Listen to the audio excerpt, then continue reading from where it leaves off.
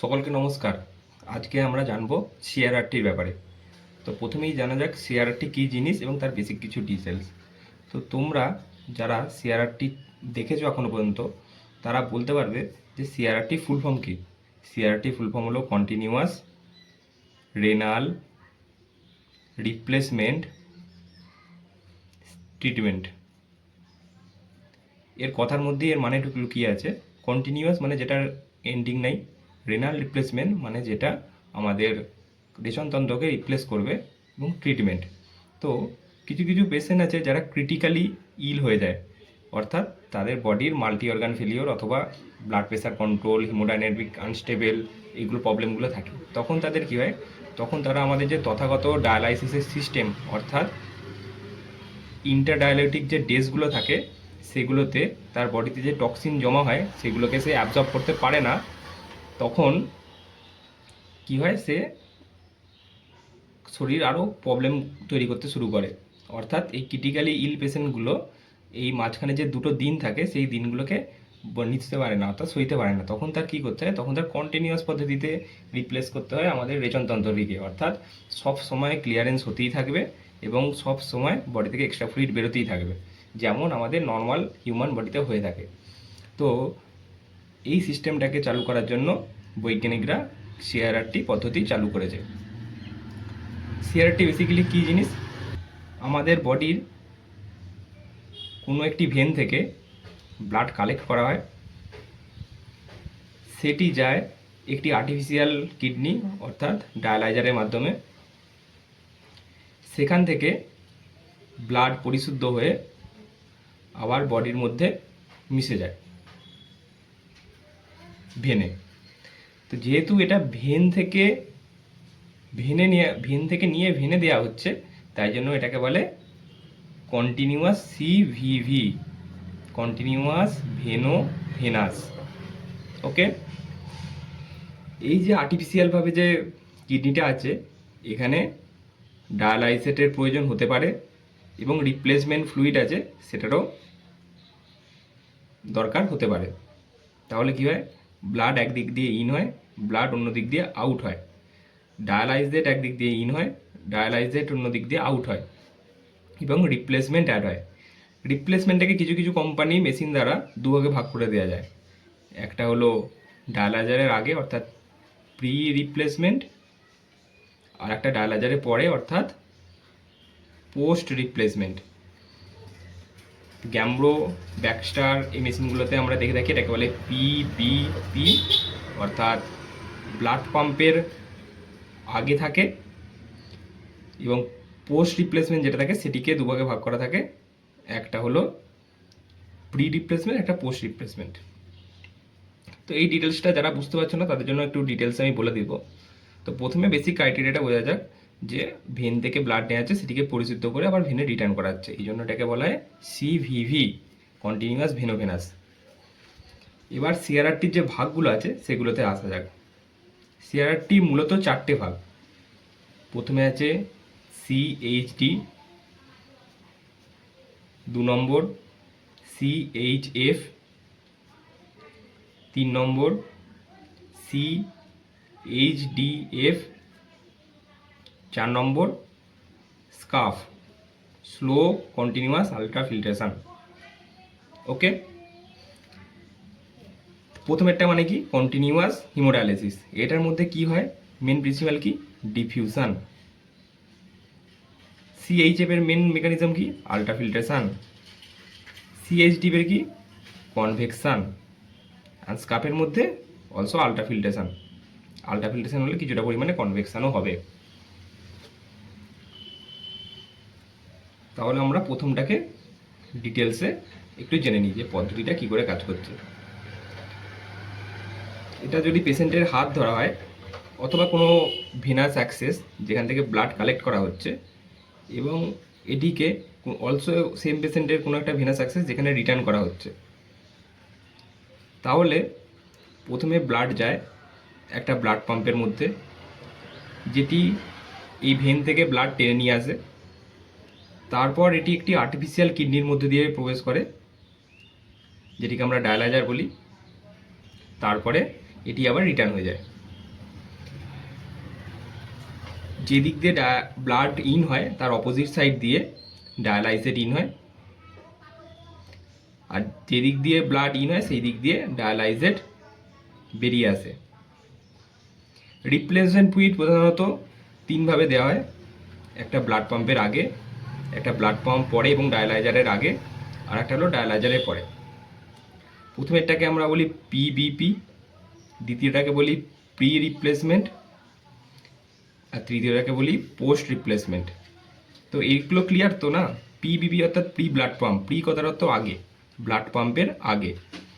Pre replacement কথার অর্থ ডায়ালাইজারের আগে, ওই জন্য প্রি লেখা আছে, আর ডায়ালাইজারের পরে বলে পোস্ট। ঠিক আছে, ফ্রেসিনিয়াস কোম্পানির মেশিনে এই পিবিপিটা থাকে না, ব্যাকস্টার কোম্পানি মেশিনে পিবিপিটা থাকে। প্রথম জিনিস হয়ে গেল। এবার আসি সিএইচডিতে। এইচডিতে কী হবে? এইচডিতে রিপ্লেসমেন্ট কিছু দেওয়া হয় না। তাহলে কি? প্রথমে আসি এইচডি, সি ভিভি, ভিভি কথার অর্থ ভেনোমিনাস, এইচডি, এতে নো রিপ্লেসমেন্ট, অর্থাৎ এই পজিশনটা কিছু থাকবে না।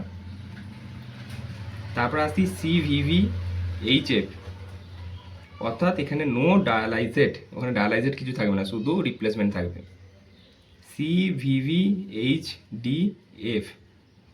যেখানে ডায়ালাইজারও থাকবে, রিপ্লেসমেন্টও থাকবে, এবং এটা সবচেয়ে ইম্পর্টেন্ট।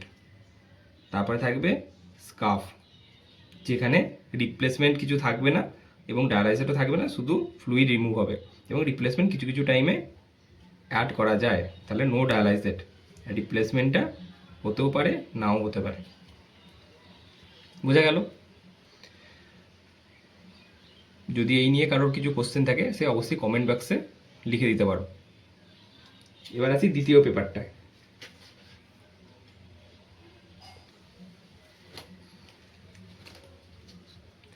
আমরা যে সিআরআরটি করি তার ইফ্লুয়েন্ট কী জিনিস, পিবিপি কী জিনিস, প্রি না পোস্ট রিপ্লেসমেন্ট, ইউএফ কী জিনিস, ইফ্লুয়েন্টের টোটাল ভলিউম কতটা জমা হয়, এইসব ব্যাপারে জানার জন্য সবার প্রথমে আসা যাক যে ব্লাড পাম্প। ঠিক আছে, ব্লাড পাম্প কথার অর্থ হলো কত স্পিডে আমাদের ব্লাডটা টানা হচ্ছে, এটা এমএল পার মিনিটে ডিসাইড করা হয়। ওকে। 2 নম্বর পিবিপি। আগের ছবিতে আমরা কি দেখালাম? ব্লাড পাম্প এবং ডায়ালাইজারের মধ্যে একটা জায়গায় রিপ্লেসমেন্ট দেওয়া হয়, ব্লাড পাম্পের আগে একটা রিপ্লেসমেন্ট দেওয়া হবে এবং ডায়ালাইজারের পরে। তাহলে পিবিপি কথার অর্থ হলো ব্লাড পাম্পের আগে যে রিপ্লেসমেন্ট দেওয়া হচ্ছে সেটা। ওকে। প্রি ব্লাড পাম্প, এটা মূলত কী ধরনের রিপ্লেসমেন্ট দেওয়া হয়? এটা মূলত তৈরি করা হয়েছে সাইটেটের জন্য। যারা সিকা অর্থাৎ সাইটেড ক্যালসিয়াম অ্যান্টিকোগুলেন্ট ইউজ করা হয়, তাহলে কী হয়, সাইটেটটা যখন ব্লাড ইন হচ্ছে তখনই পুশ করতে হয়, যেটি গোটা ডায়ালাইজার টিউবিংকে ক্লট হতে বাধা দেবে। ঠিক আছে, এবং পরে যে ক্যালসিয়ামটাকে চিলেট করে দিচ্ছে, অর্থাৎ তোমরা ভুলে রাখতে হলো ইনঅ্যাক্টিভ করে দিচ্ছে, সেই ক্যালসিয়ামটাকে রিপ্লেস করা হয় একদম ট্রিটমেন্টের শেষে। অর্থাৎ সাইটেট যাবে প্রথমে, সেটা কি করবে, ক্যালসিয়াম কি করে, ক্লটিং টেন্ডেন্সি তৈরি করতে সাহায্য করে। সাইটেট গিয়ে ক্যালসিয়ামকে ব্লক করে দেবে এই পুরো লাইনটাতে। তারপরে আবার যখন বডিতে ব্লাডটা ইন হচ্ছে ঠিক এই পজিশানে এক্সট্রা করে ক্যালসিয়াম, যে ক্যালসিয়ামটাকে ব্লক করে দিয়েছিল সেই ক্যালসিয়ামটাকে আবার পুশ করে দেওয়া হবে। সি কা জন্য P blood pump mainly important. তারপরে আছি প্রি রিপ্লেসমেন্ট, অর্থাৎ pre dialyser and post blood pump যে রিপ্লেসমেন্ট দেওয়া হয় তাকে বলা হয় প্রি রিপ্লেসমেন্ট, অর্থাৎ এই জায়গাটায় প্রি রিপ্লেসমেন্ট। ব্লাড পাম্পের পরে ডায়ালাইজারের আগে। পরবর্তী ক্ষেত্রে চলে যাই, ডায়ালাইজারের পরে এবং অ্যাক্সেসে যে রিটার্ন হচ্ছে তার আগে যে রিপ্লেসমেন্টকে দেওয়া হয় তাকে বলা হয় post replacement. Post dialyser replacement. তাহলে ক্লিয়ার এই তিনটে জিনিস? তোমরা অনেক সবাই মাথায় চিন্তা থাকে যে ডায়ালাইজারের আগে যেহেতু দেওয়া হচ্ছে তা দুটোই তো প্রি আছে, তো একটা দিলেই তো হয়ে যায়। তো এটা কেন দুটো আলাদা আলাদা করা আছে সেটা তোমাদের বলে দিলাম। প্রথমে হলো পিভিপি, যেটা মূলত সিকার জন্য ইউজ করা হয়। সিকা অর্থাৎ সাইটেড যাবে প্রথমে, যেটা ক্যালসিয়ামকে ব্লক করে দেবে। ক্যালসিয়াম ক্লটিং তৈরি করতে সাহায্য করে, ক্যালসিয়ামকে ব্লক করে দিলে ক্লটিং আর হবে না। তো সেখান থেকে গোটা লাইনটা দিয়ে ক্যালসিয়াম ফ্রিভাবে যাবে, ফ্রি বলতে খুব স্বল্প পরিমাণে থাকে। তো সেখান দিয়ে যাবে গিয়ে এবং শেষে গিয়ে আবার ক্যালসিয়ামটাকে রিপ্লেস করে দেয়। এবং এই যে সাইডেরটা সেটা অলরেডি কিন্তু ব্লাডের মধ্যে যে পুশ করা হচ্ছে সেটা বডির মধ্যে যায়, এবং সেটা কি করে বেরোয়, সেটা আমাদের যখন ডায়ালাইজারের মধ্যে দিয়ে ব্লাড আবার প্রবেশ করবে, এই যে ব্লাডটা সেটা ঘুরে এসে আবার যখন ডায়ালাইজারের মধ্যে প্রবেশ করবে তখন বেরিয়ে চলে যায় কিছুটা পরিমাণে। তো জিনিসটা তোমরা সবাই বুঝতে পেরেছো যে সিকা কীভাবে কাজ করে, এবং এটার নির্দিষ্ট রেঞ্জ আছে। সেই রেঞ্জগুলোর ব্যাপারে যেদিন সিকা নিয়ে পড়াবো সেদিন জানতে পারবে। এবার আসি ইফ্লুয়েন্ট।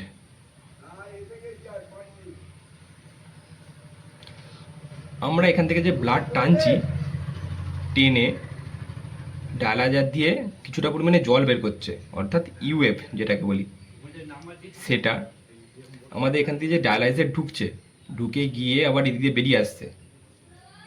ডায়ালাইজেট প্লাস আমরা যে রিপ্লেসমেন্টগুলোকে দিচ্ছি সেগুলো, ধরো কোনো পেশেন্টকে যদি 1 লিটার প্রতি ঘন্টায় রিপ্লেসমেন্ট দেওয়া হয়, সব কটা মিলিয়েই বলছি, তো বডিতে তো জল বাড়তে থাকবে প্রত্যেক ঘন্টায় ঘন্টায়। তো আর 10 ঘন্টা চললে তো পেশেন্টের বডি ফেটে যাবে জল বেরিয়ে বেরিয়ে। তখন কী হয়, এই জলগুলোকেও ক্রমশ বের করা হয়, যেটি কিসে হেল্প করে, সব সময় যতটা পরিমাণে আমরা যদি 1 লিটার ফ্লুইড দিই এবং 1 লিটার ফ্লুইড বের করি, তাহলে সেই জলের সঙ্গে কনভেকশানের মাধ্যমে অনেক যেগুলো অপ্রয়োজনীয় বস্তু সেগুলোও বেরোতে শুরু করে। তারপরে প্রচুর পরিমাণে কনভেকশান হয়, এবং এই কনভেকশান মূলত হেল্প করে আমাদের কন্টিনিউয়াস রিলান রিপ্লেসমেন্ট ট্রিটমেন্টকে চালিয়ে রাখতে, এবং পেশেন্টকে অনেক রিকভারি করতে হেল্প করে। তো এখানে কি থাকবে, প্লাস রিপ্লেসমেন্ট। তাহলে ভালো করে বুঝে নাও, ইউএফ অর্থাৎ হতো আমরা পেশেন্ট থেকে কতটা জল বের করছি, যেটা নর্মাল ডায়ালিসিসের ক্ষেত্রেও হয়। তোমরা জানো সবাই যে আমরা 4 লিটার জল বের করি, 3 লিটার জল করি, এবং সেটা রিপ্লেসমেন্ট করা হয় না। যতটা দরকার এক্সট্রা বডিতে আছে সেটা বের করে নিলাম। ইউএফ সেটাকে বলে। ডায়ালাইজেট হলো কতটা ডায়ালাইজারে ইন হচ্ছে, ডায়ালাইজেট এবং বেরিয়ে আসছে, সেই ডায়ালাইজেট ভ্যালুটা। এবং রিপ্লেসমেন্ট ভ্যালু হলো আমরা কতটা ফ্লুইড পেশেন্টকে দিচ্ছি, সেই তিনটেকে যোগ করে যতটা হয় ততটাই পরিমাণে আবার ফ্লুইড ডায়ালাইজার দিয়ে বেরোতে থাকে। তো আমাদের এই টোটাল তিনটেকে নিয়ে তৈরি হয় ইফ্লুয়েন্ট, অর্থাৎ যে ব্যাগটা আমাদের ড্রেন করতে হয় মাঝে মাঝেই। সিআরআরটির বাঁদিকে ঝোলানো থাকে ইয়েলো কালারের। তাহলে এটা নিয়ে ক্লিয়ার হয়ে গেল যে পিভিপি কী জিনিস, প্রি রিপ্লেসমেন্ট কী জিনিস, পোস্ট রিপ্লেসমেন্ট কী জিনিস, ইফ্লুয়েন্ট কী জিনিস। ওকে, তো আজকের বেসিক ডিটেলসের মধ্যে এখানেই স্টপ করলাম, এবং পরবর্তী ভিডিওতে আরেকটু ডিটেলসে গিয়ে আমরা জানবো যে আরও কী কী ভাগ আছে, সেগুলো কী করা যায়। তো আগের মতন এইটুকু।